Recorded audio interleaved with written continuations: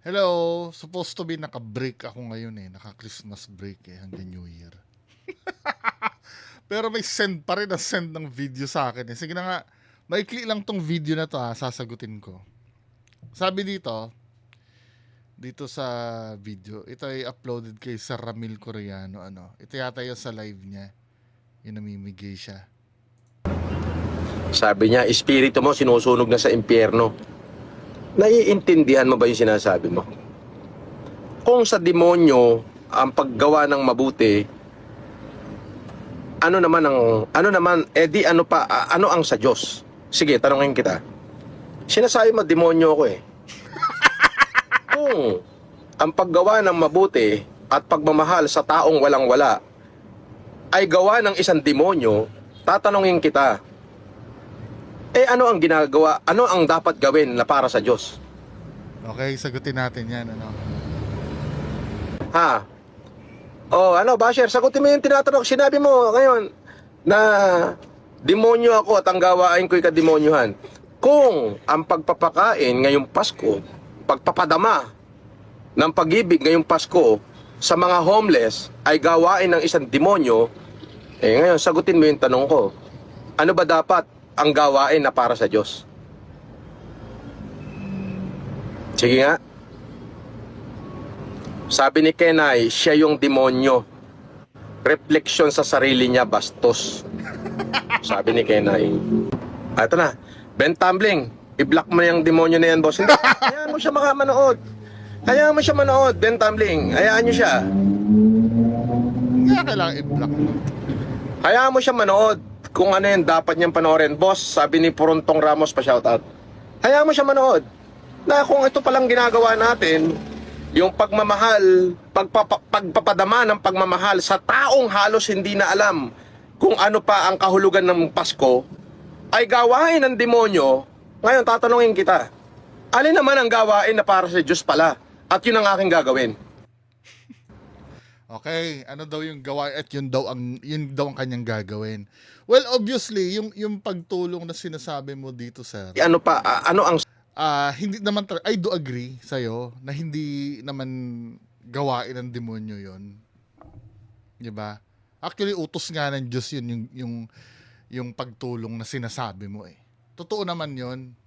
Now, sana naiintindihan mo kung ano yung pinupuna sa'yo. 'Di ba? Ulitin nga yung sinabi nito ni Sir dito. Sabi niya ganun dito. Kung sa demonyo ang paggawa ng mabuti, ano ang sa Diyos? Sige, tanongin kita. 'Di ba?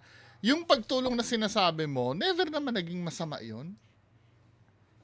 Never naman wala namang inutos na wag niyong tulungan ang kapwa niyo Tama? Agree naman ako sa sinasabi mo. Pero ang tanong dito, yun ba yung pinupuna sa'yo? Na sinasabing gawain ng demonyo?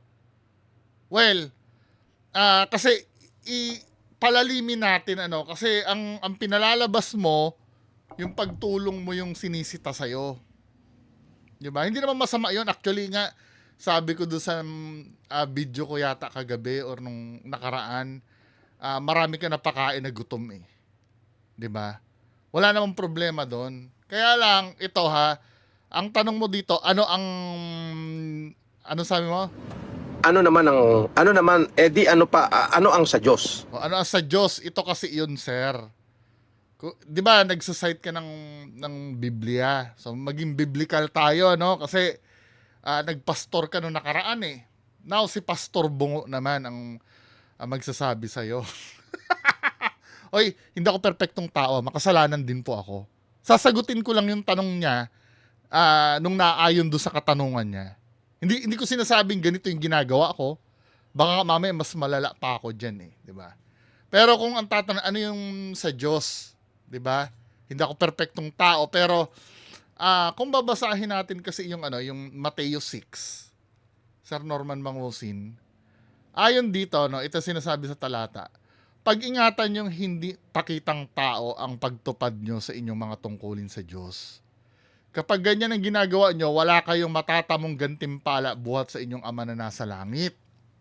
Di ba? Ang pinag-uusapan kasi dito yung motive mo.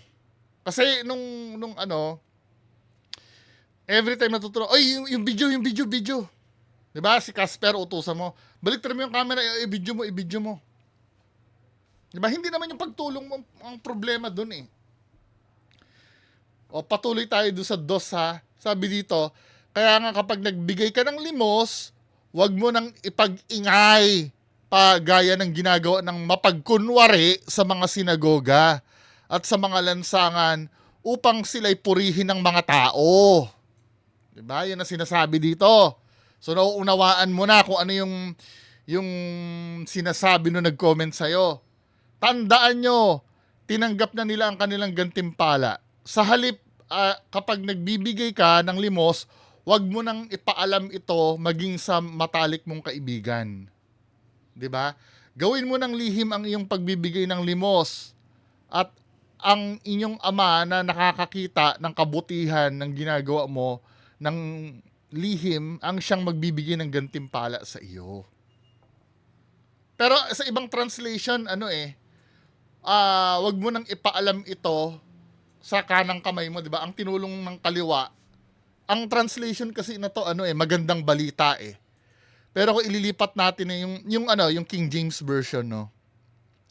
Ilipat natin. Iba yung nakalagay sa King James version eh. Kapag nagbigay yung ano ba ang ibig sabihin nun? Dito Sa 3, datapat pag ikaw ay nanlilimos ay wag nang maalaman ng iyong kaliwang kamay ang ginagawa ng iyong kanang kamay. Ako ang interpretasyon ko dito yung yung bang para wala kang isiping motibo. Parang magtumulong ka ng wala ka ng concern kung malalaman ba nila o hindi. 'Di ba? Kasi pagka inaano mo pa yan, pag pinapaalam mo pa, kasi hyperbole yan eh. Ang inaano dito, dapat unaware ka na tumutulong ka. Kasi pagka concern ka na, oy, ilan na ba natulungan ko, ilan ang ano ko. Ang nagiging motivation mo na doon yung papuri eh. 'Di ba? Kaya dapat tumulong ka lang. Wag mo nang gawing concern yung may nakakaalam ba o wala. 'Di ba? Darating ang time, pwede naman na kumalat yung pagtulong mo, no?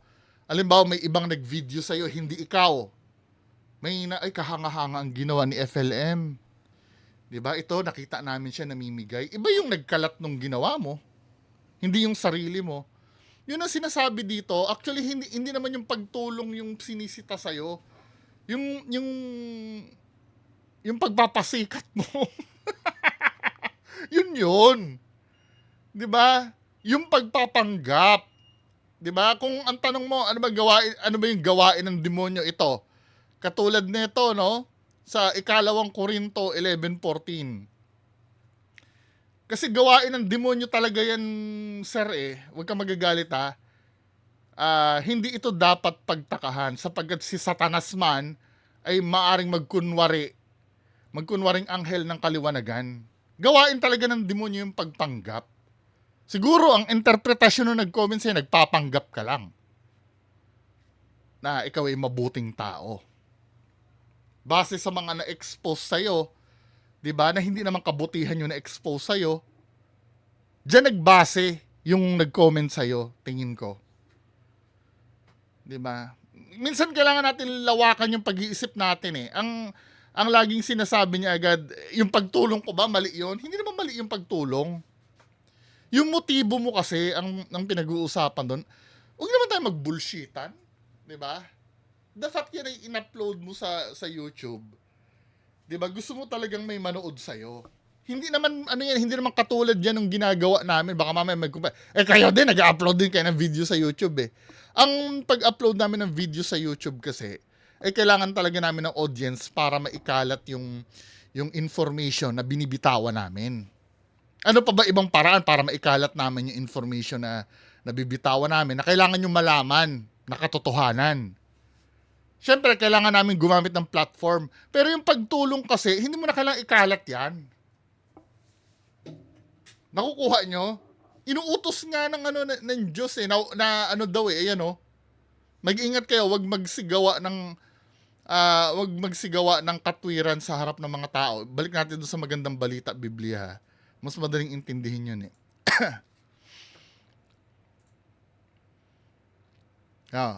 Pag-ingatan nyo ang hindi pakitang tao ang pagtupad nyo sa inyong mga tungkulin sa Diyos. Kapag ganyan ginawa nyo, wala kayong matatamong gantimpala buhat sa inyong Ama na sa langit. Kaya nga, kapag nagbibigay ka ng limos, wag mo nang ipag-ingay pa kagaya ng mga ginagawa ng mga mapagkunwari sa mga sinagoga at sa mga lansangan upang sila'y purihin ng mga tao. Ang nakalagay dito, wag. Ibig sabihin, pinagbabawal. Wag wag mong gawin eh. Ngayon, kapag sumuway ka, katulad ng sinasabi mo, Sir Norman Mangusin dito, hindi na sa Diyos yan. Espiritu mo sinusunog na sa impyerno.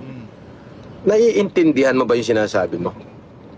Oo, Kung naiintindihan sa namin. demonyo, ang paggawa ng mabuti, Tama, inaano mo yung sa paggawa na mabuti eh. Yung ginagawa mo kasi, wag daw, wag.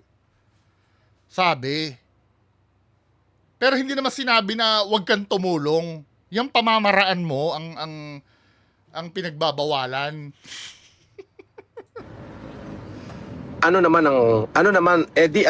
ano ang sa Diyos? Sige, tanongin kita. Yan, nasagot na natin, 'di ba? So yun lang naman ang